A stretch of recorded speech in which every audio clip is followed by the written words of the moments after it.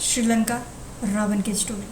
जब भी श्रीलंका का नाम आता है, रावण की स्टोरी जानने की और भी उत्सुकता बढ़ जाती है। दुनिया में इस नाम का दूसरा कोई व्यक्ति नहीं है। राम तो बहुत मिल जाएंगे, लेकिन रावण नहीं। रावण तो सिर्फ रावण है।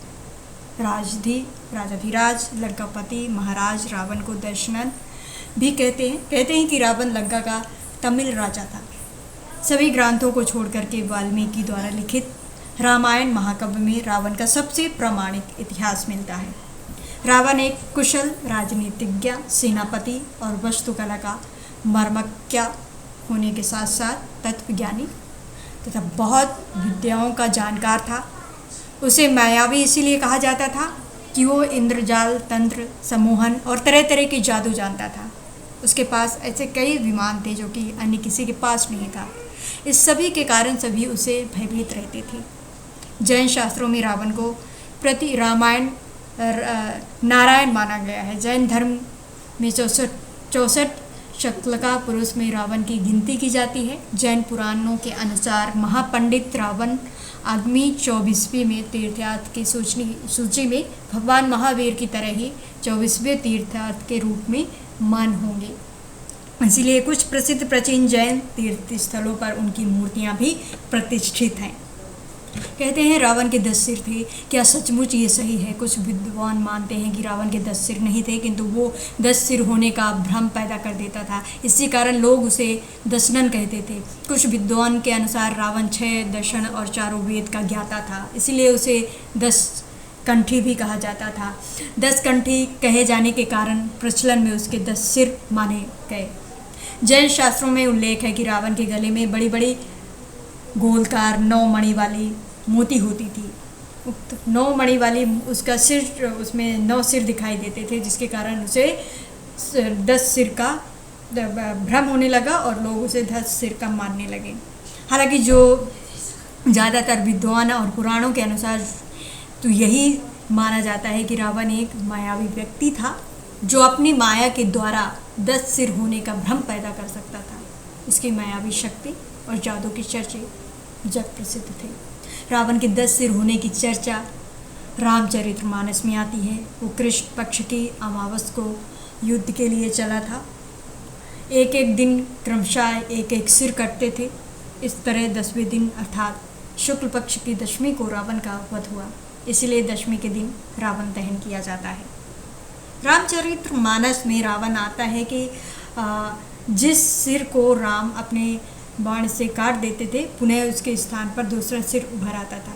विचार करने की बात यह है कि एक अंग के कट जाने पर वहाँ पुनः नया अंग उत्पन्न हो सकता है।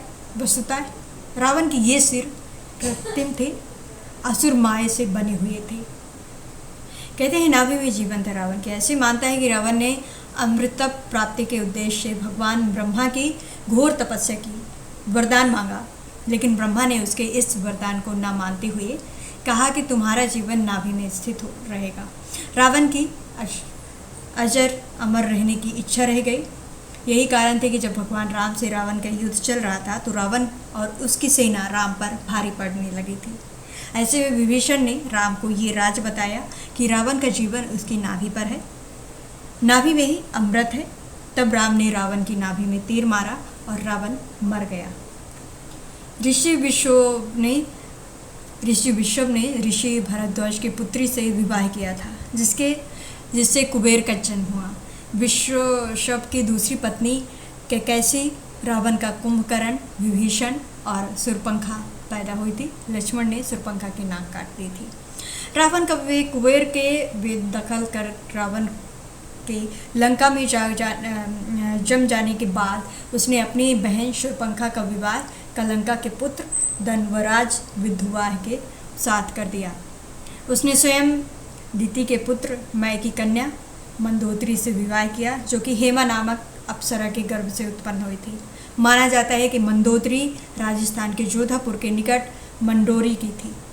बलि की पुत्री ज्वाला से कुंभकर्ण का और गर्भराज महात्मा शैल की कन्या शर्मा से विभूषण का विवाह हुआ।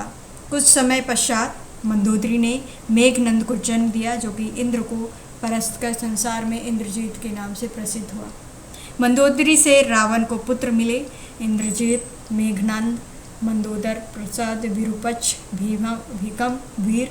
ऐसा माना जाता है कि राम रावण की युद्ध में एकमात्र विभीषण को छोड़ करके उसके सारे कुल का नाश हो गया था।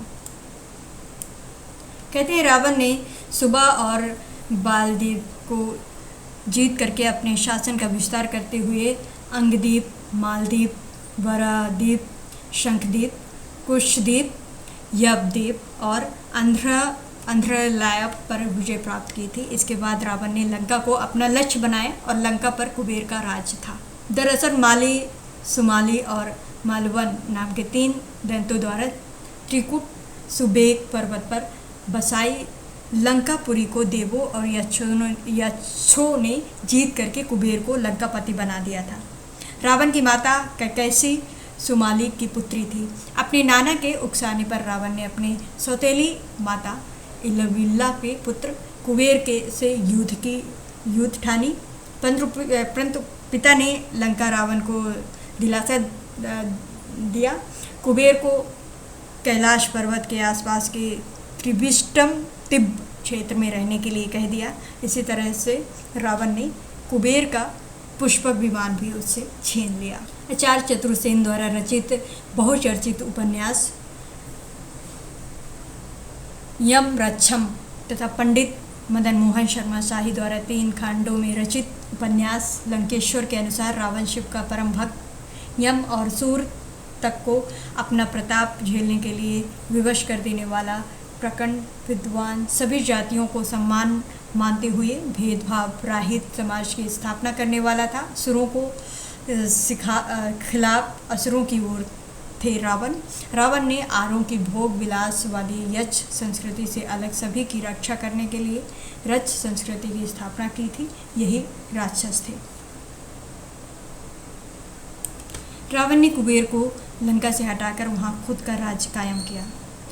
धनपति कुबेर के पास पुष्पक विमान था जिसे रावण ने छीन लिया था। रावण के इस पुष्पक विमान में प्रयोग होने वाले ईंधन से संबंधित जानकारियों पर मद्रास की ललित कला अकादमी सहयोग से भारत अनुसंधान केंद्र द्वारा बड़े पैमाने पर शोध कार्य किया जा रहा है।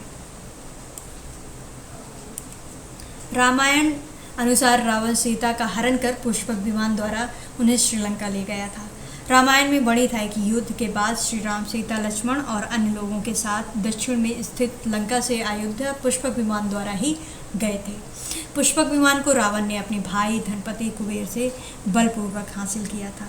पुष्पक विमान का प्रारूप एवं निर्माण विधि ब्रह्मर्षि अंगिरा ने बनाई थी और इसका निर्माण, डिजाइन और कार्य क्षमता को भगवान विश्वकर्मा ने निर्मित किया था। इस अद्भुत रचना के कारण ही वे शिल्प कहलाए। पुष्पक विमान की ये विशेषता थी कि वो छोटा या बड़ा किया जा सकता था। पुष्पक विमान में इच्छा अनुसार गति होती थी और बहुत से लोगों को यात्रा करने की क्षमता थी। ये विमान आकाश में स्वामी की इच्छा अनुसार भ्रमण कर सकता था, अर्थात उसमें मन की गति से चलने की भी क्षमता थी। श्रीलंका में श्री रामायण रिसर्च कमेटी के अनुसार रावण के 4 हवाई अड्डे थे।